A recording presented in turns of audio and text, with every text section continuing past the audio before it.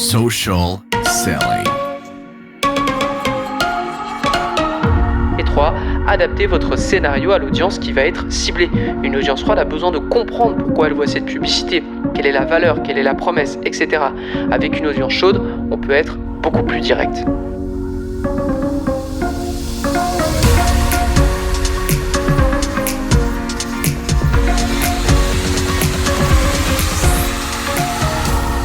Bonjour à tous et bienvenue sur Social Selling, le podcast 100% Facebook Ads présenté par l'agence J7 Media. Je suis votre animateur Antoine Dalmas et on est parti pour une quinzaine de minutes ensemble afin de parler de nos derniers tests en publicité Facebook qui ont donné de bons résultats et que vous pouvez allègrement répliquer de votre côté. Dans cet épisode, je fais le résumé de nos tests qui sont sortis dans l'Escouade Facebook Ads, qui est notre service de newsletter gratuit. Tous les lundis, vous recevez une optimisation, un test que nous avons fait. Et si c'est pas encore fait, le lien pour s'inscrire est en description. Le mois dernier, nos tests concernaient généralement le paramétrage de vos campagnes et les audiences. Cette fois, nous aurons encore les deux, mais c'est aussi une offre qui va s'ajouter au test. On commence tout de suite avec le premier.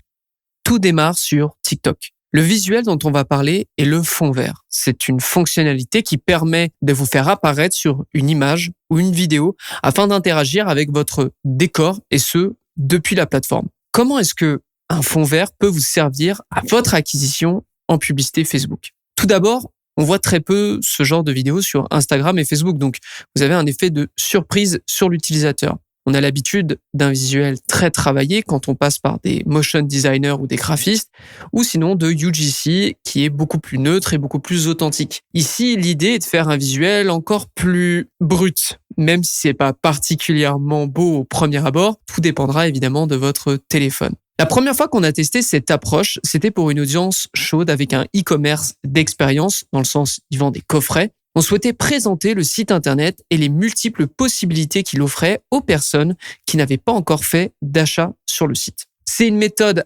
intéressante de présenter le site avant même que la personne ne se rende dessus.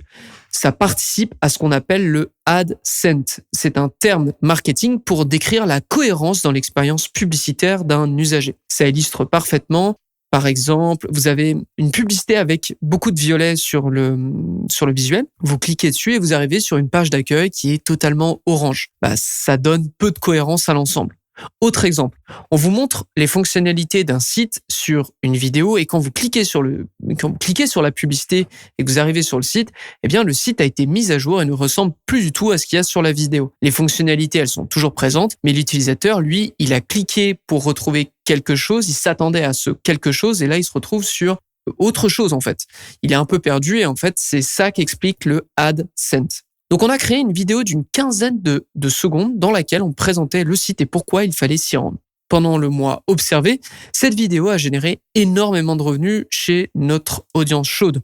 On parle de près de $4,000 générés pour $1,100 dépensés. C'est quasiment un retour sur investissement de 4. Mais ça n'a pas été la seule fois. Un autre cas pour lequel ça a bien fonctionné, c'était pour un e-commerce de vêtements. Inversement, nous étions avec une audience froide pour de l'acquisition.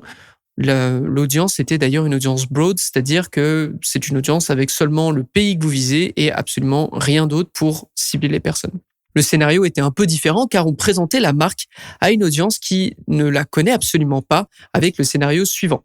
On fait un appel à l'avatar, on présente le site et on donne des raisons de se connecter dessus. Pendant le mois observé, le visuel a tout de même bien réussi et a se placer en tout cas parmi les meilleurs créatifs avec un ROAS de 2,75 en acquisition, je le répète. Donc quelques conseils si vous voulez tenter l'expérience de votre côté. D'abord, utilisez le format 4:5 pour les emplacements feed afin de profiter d'une meilleure diffusion. Évidemment, ayez un format story pour que ça puisse passer dans les Reels et sur l'emplacement story Facebook et Instagram. Deuxième conseil, restez en dessous de 30 secondes, surtout si vous êtes un e-commerce. Et 3, adaptez votre scénario à l'audience qui va être ciblée. Une audience froide a besoin de comprendre pourquoi elle voit cette publicité, quelle est la valeur, quelle est la promesse, etc. Avec une audience chaude, on peut être beaucoup plus direct.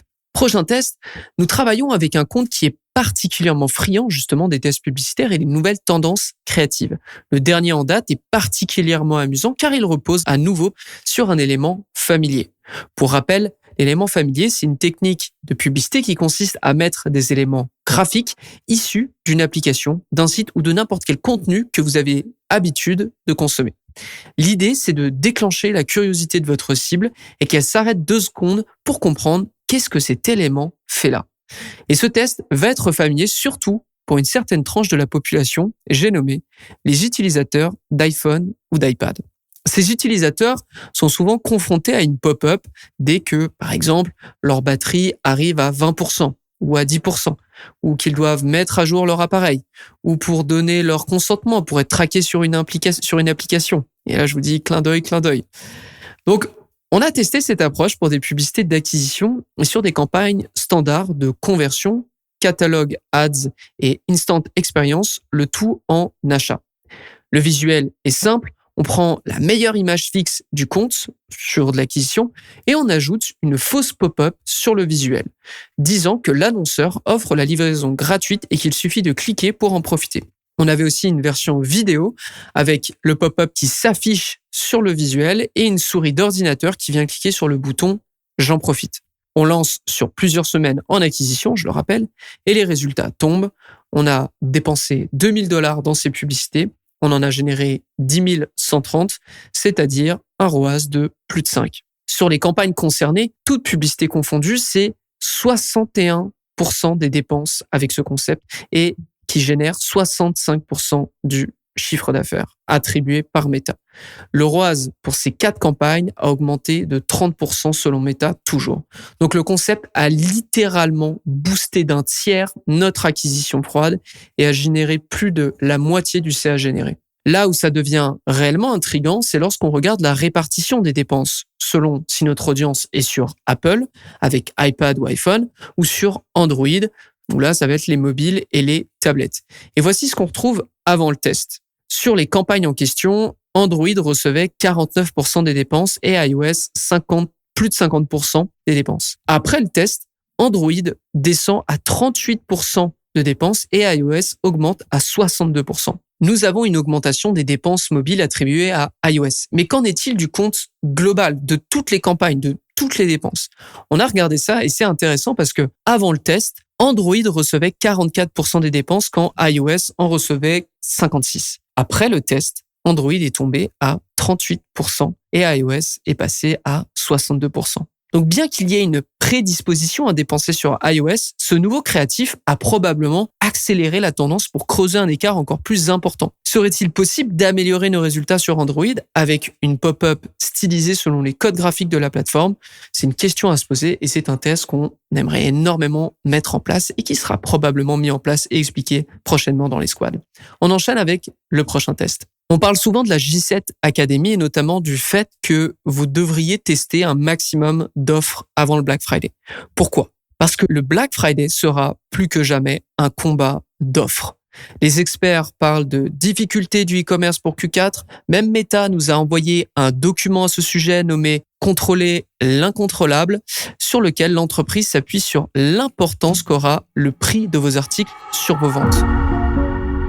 À tous les auditeurs du podcast Social Selling, j'ai une question pour vous. Aujourd'hui, est-ce que vos campagnes Facebook Ads fonctionnent à la hauteur de vos attentes? Est-ce que malgré les tests que vous faites, vous blâmez encore iOS 14 pour vos résultats à la baisse? Dans la dernière année, chez J7 Media, on a redoublé d'efforts dans nos tests et on sent une nette amélioration avec les campagnes de l'ensemble de nos clients. En plus de campagnes Facebook Ads, on a également amené à notre agence des services en publicité Google afin d'intégrer une approche multicanale à notre stratégie. Un département email marketing possédant la certification Platinum offerte aux agences premium chez Klaviyo. Un studio vidéo orienté sur la création de contenu natif et plusieurs autres services vous permettant d'accélérer votre croissance. Donc, si vous désirez un nouveau partenaire pour terminer l'année en force, on vous invite à vous rendre au www.j7media.com/social selling. Donc, je le répète, J, le chiffre 7, média au singulier.com, SOCIALSELLING, ou encore écrivez-moi directement en privé sur LinkedIn. Et je me ferai le plaisir de personnellement discuter avec vous afin de savoir comment on peut vous bâtir sur mesure une analyse de vos efforts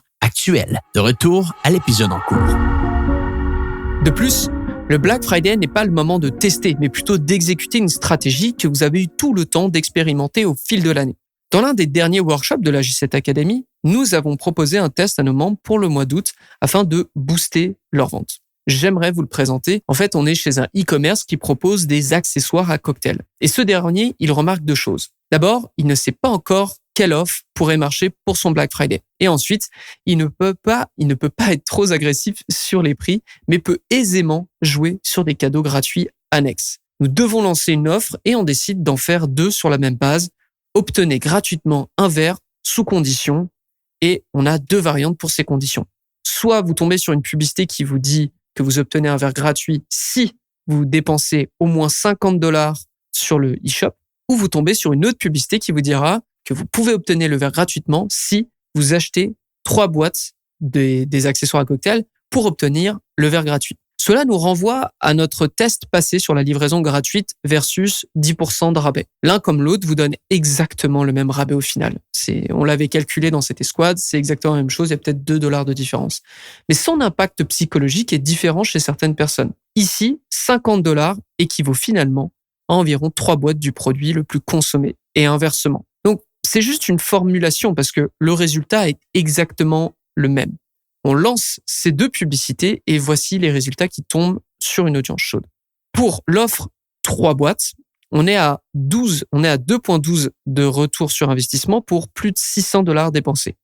Pour l'autre, qui est donc atteignait $50 d'achat, on est à un ROAS de 8,34 pour $200 de dépensés.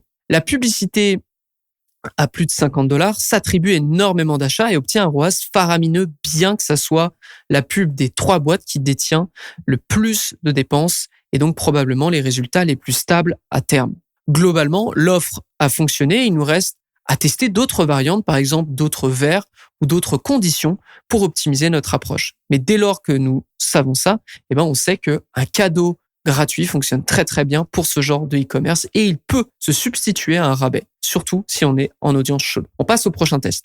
Cette fois, c'est un test, et ça sera évidemment le dernier, un test de paramétrage et notamment de structure de compte. En juin 2022, on est avec un annonceur et cet annonceur a 17 campagnes actives, comptabilisant plus de $46 400 de dépenses. C'est un très beau budget mensuel, mais cela inclut beaucoup de campagnes. On a prouvé à plusieurs reprises qu'augmenter le budget de son compte passe aussi par la création de campagnes annexes, notamment des campagnes de test, et bien que la majorité de nos très gros comptes ont un scale dit horizontal, donc comprendre ouvrir de plus en plus de campagnes annexes, il n'est pas toujours indiqué d'en garder autant. Et c'est pourtant la réalité de certains annonceurs, on doit se le dire, qui n'ont d'autre choix que d'avoir beaucoup de campagnes pour vendre différentes collections ou produits. Et c'est pour cette même raison que l'annonceur dont on va parler maintenant a beaucoup de campagnes régulièrement. Parce qu'en fait, elles sont toutes dédiées à une catégorie de produits différentes pour plus de performance et de contrôle, notamment dans le budget dépensé. Toujours dans le même mois, nous sommes à 11 campagnes d'acquisition, donc on est à 17 campagnes en tout et 11 campagnes d'acquisition, et on se lance le défi de centraliser toute l'acquisition sous une même bannière. Fin juin, nous lançons une campagne ABO, donc Ad Set Budget Optimization, avec la meilleure audience de chaque produit pour $50 par jour. Au total, c'est 10 audiences, entre parenthèses, qui ont chacune $50 à dépenser par jour, qui s'avancent sur la ligne de départ, mais l'aventure s'arrête très rapidement, au moment où les coûts par achat s'envolent et que le ROAS n'atteint même pas 1. Il faut savoir qu'en moyenne, le coût par achat en acquisition est nettement inférieur à $60. Et ici, on est plutôt à $86 en moyenne. Donc, à tous les niveaux, nous sommes perdants. Juillet passe, puis nous décidons de relancer ce test d'une façon différente avec une petite concession. Cette fois, ce sont 5 audiences broad qui s'avancent sur la ligne de départ en CBO, comprendre Campaign Budget Optimization. Donc cette fois, le budget est au niveau de la campagne et non au niveau des audiences. Le budget est de $500 par jour avec les meilleures publicités pour chaque catégorie et donc pour chaque ad set. On applique un minimum de dépenses au départ pour bien appliquer le budget, pour bien qu'il se distribue et pour que chaque ad set ait ses chances de performer. Et ça, c'est quelque chose qu'on faisait très peu et qu'on fait encore très peu, utiliser des minimums de dépenses parce que on n'a pas trop de mal à laisser Meta décider, mais cette fois, on avait vraiment besoin de réponses. Et ce paramétrage, il va très bien fonctionner parce que le coût par achat moyen, il va atteindre les $34 pour un ROAS de 2. Malgré des auction overlap très élevés, on observe d'excellents coûts par achat et un ROAS sur Facebook qui est très acceptable. Et je fais une petite parenthèse, mais parce qu'on en parle pas mal en ce moment sur dans la J7 Academy avec les membres. Mais il faut comprendre que l'auction overlap, donc c'est un métrique qui vous indique si votre ad set se bat finalement avec un autre ad set de votre propre compte publicitaire. Il faut comprendre que même si vous avez des auction overlap ou un taux de chevauchement qui est important, tant que vous observez de très très bons résultats, c'est pas grave. En fait, c'est pas grave. C'est plus dans le sens où si jamais vous avez de mauvais résultats ou que votre campagne commence à avoir de mauvais résultats, à ce moment-là, il faut prendre en compte ce métrique. Mais tant que vous avez d'excellents résultats, ou en tout cas que vous estimez en avoir de bons, c'est pas le moment de commencer à ajouter des exclusions dans des campagnes qui fonctionnent bien. Je le déconseille. Tout ce qui fonctionne, vous ne le modifiez pas. Vous, à la limite, vous augmentez son budget, vous mettez des nouvelles publicités si ça fonctionne moins bien, mais vous commencez pas à mettre des exclusions juste parce qu'il y a du chevauchement d'audience. Laissez Facebook faire à ce niveau-là, et si jamais il a besoin de vous, vous le saurez assez vite. Et ce qui est très bien avec cette campagne, c'est qu'on arrive en une semaine à la passer de $500 à $800 par jour. C'est beaucoup plus simple en CBO en fait. Et on a juste les minimums de dépenses en fonction des résultats de chacun parce qu'évidemment, on commence à avoir un peu de données et on se dit, OK, donc cette catégorie de produits fonctionne un peu plus que l'autre. Donc, on va enlever le minimum pour cette catégorie de produits parce que naturellement, elle dépense beaucoup. Et celle-ci, on va essayer de lui mettre peut-être au lieu de $100, $200. On va voir comment elle réagit. Et si elle réagit mal, on revient à $100, voire on l'arrête tout simplement. Et grâce à ça, nous sommes passés déjà aux résultats dont je vous ai parlé. Et on est passé de 11 campagnes en acquisition à 9 campagnes en un mois. Et cette campagne, aujourd'hui, elle centralise le plus gros budget journalier du compte. Et ça, je pense aussi que c'est grâce au CBO parce que c'est beaucoup plus simple à scaler. Et plusieurs choses à retenir ici. Déjà, vos meilleurs éléments peuvent toujours être utilisés de nouveau avec une configuration différente. C'est pour ça qu'on fait autant d'optimisation de paramétrage parce que, par exemple, c'est tout bête, mais une campagne avec plusieurs publicités qui commencent à moins bien fonctionner, mais vous savez que ces publicités, elles ont toujours bien fonctionné historiquement, eh bien, vous les prenez, vous les mettez dans une autre campagne qui va être en Dynamic Creative et là, tout d'un coup, boum, vos publicités vont remarcher. C'est quelque chose qu'on a vu plusieurs fois et c'est ce que je vais vous faire passer comme message. Le paramétrage peut vous aider à relancer des éléments qui fonctionnaient bien auparavant. Ensuite, vous gagnez à centraliser votre budget. Ça rend vos résultats encore plus faciles à scaler comme on a pu, vos résultats comme votre budget d'ailleurs au final, comme on a pu le prouver avec cette campagne. Et ensuite, l'audience overlap est un indicateur à suivre, mais tant que les résultats sont bons, il ne sert à rien de s'affoler et surtout, ne touchez pas ce qui fonctionne. Si vos audiences fonctionnent bien, si vos campagnes fonctionnent bien, ne faites rien. À la limite, scalez et bougez dès lors que vous voyez une baisse qui est avérée. C'est-à-dire que si un jour vous avez une baisse mais que le lendemain ça revient, attendez un peu d'avoir des signaux un peu plus forts que juste des petites secousses. Voilà. Donc, on a terminé pour les tests du mois de septembre et pour l'épisode du jour. J'espère que ça vous a plu et que vous avez appris de nombreuses choses. Si social selling vous plaît de manière générale, n'hésitez pas à mettre un commentaire, n'hésitez pas à mettre une note sur votre plateforme d'écoute, ça nous ferait énormément plaisir. Moi, ça me fait en tout cas énormément plaisir de vous lire, même par email parfois. Certains nous en envoient par email. J'adore vous lire et correspondre avec vous. Donc, n'hésitez pas. Ça nous fait plaisir, mais surtout, ça nous permet aussi de faire connaître social selling à un plus grand public, ce qui est bien pour évidemment tout le monde. Donc, on termine là-dessus. Je vous souhaite une excellente journée et je vous donne rendez-vous à un prochain épisode de Social Selling. Social Selling. Social Selling.